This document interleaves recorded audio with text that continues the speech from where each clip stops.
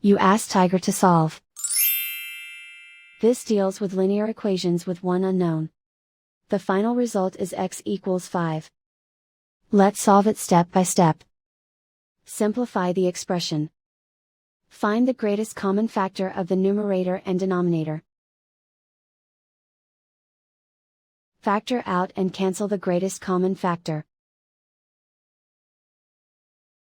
Isolate the x. Multiply both sides by 8. Group like terms. Multiply the coefficients. Simplify the fraction. Multiply the fractions. Simplify the arithmetic. And so the final result is x equals 5.